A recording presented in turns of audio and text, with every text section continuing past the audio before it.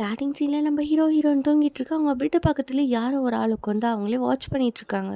அப்புறம் ஒரு நாள் நம்ம ஹீரோ தினமும் குடிக்கிற ட்ரிங்க்ஸில் அந்த ஆள் ஏதோ ஒன்று கலந்துற அது தினமும் குடிச்சிட்டு இருக்க நம்ம ஹீரோக்கு ஒரு நாள் கண்ணு தெரியாமல் போயிடுது.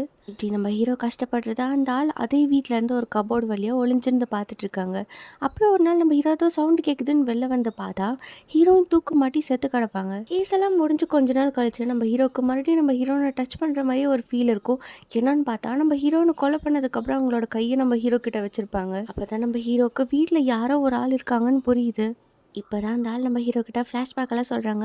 கொஞ்ச நாளைக்கு முன்னாடி நம்ம ஹீரோ வீட்டில் மதின்னு ஒரு பொண்ணு வந்து வேலை செஞ்சிட்ருப்பா. மதியும் இந்த பையனும் ரொம்ப டீப்பாக லவ் பண்ணிட்டு இருப்பாங்க. ஸோ அந்த பொண்ணு எந்த வீட்டுக்கு வேலைக்கு போனாலும் அந்த பையனும் பின்னாடியே வந்துடுவாங்க. இந்த மாதிரி மதி நம்ம ஹீரோட வீட்டில் வேலை செஞ்சுட்டு இருக்கப்போ டியூட்டிக்கு போன நம்ம ஹீரோ பாதியிலே வீட்டுக்கு வந்திருப்பாங்க.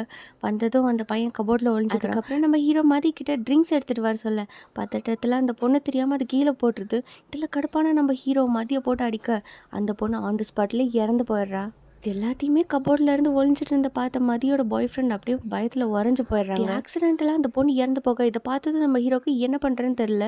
அப்போ நம்ம ஹீரோயின் வர அவங்க கிட்ட எல்லா உண்மையும் சொல்கிறாங்க. அடுத்த சீனில் நம்ம ஹீரோனும் அந்த பொண்ணை கொண்டு போய் ஒரு இடத்துல புதைச்சி வச்சிடுறாங்க.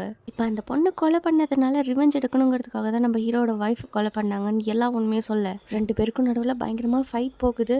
இப்போ கொஞ்ச நாள் கழிச்சு நம்ம ஹீரோக்கு ஐ ஆப்ரேஷன்லாம் பண்ணி நல்லபடியாக கண்ணு தெரியும். நம்ம ஹீரோவும் மறுபடியும் அந்த பையனை பார்க்குறாங்க. ஆனால் ரெண்டு பேர் மேலேயே தப்பு இருக்கா அப்படின்னு சொல்லிட்டு ரெண்டு பேரும் அப்படியே அந்த இடத்த விட்டு போயிடுறாங்க.